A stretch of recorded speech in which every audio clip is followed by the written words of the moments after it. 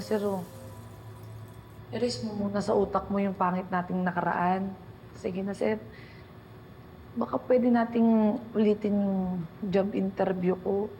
Okay, 1, 2, 3, go. Ask me.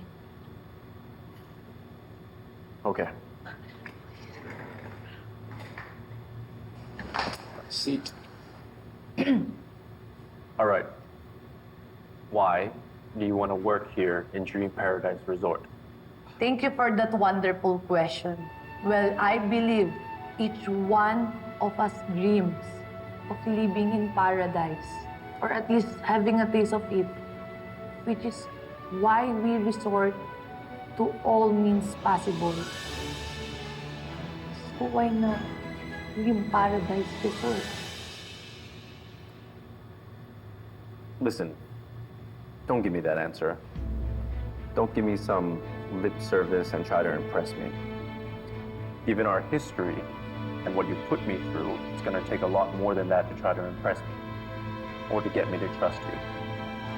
I want you to be honest. Why do you want to work here in our resort?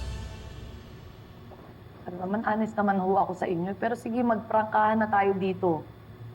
Sir, hindi naman ho ako talaga perpektong tao. Nagkakamali din ako. Ang dami ko ng pagkakamali. Sige, aamin ako. Nagalaw ko yung pera ng mga tour guide sa amin. Akala ko nga alam nyo na yun eh. Tsaka sir,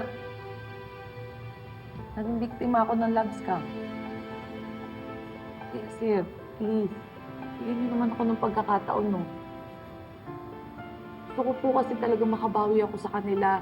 Gusto ko mabayaran ko lahat ng mga utang ko. Kaya kailangan ko po talaga nitong trabaho to. I really need this job. Sir,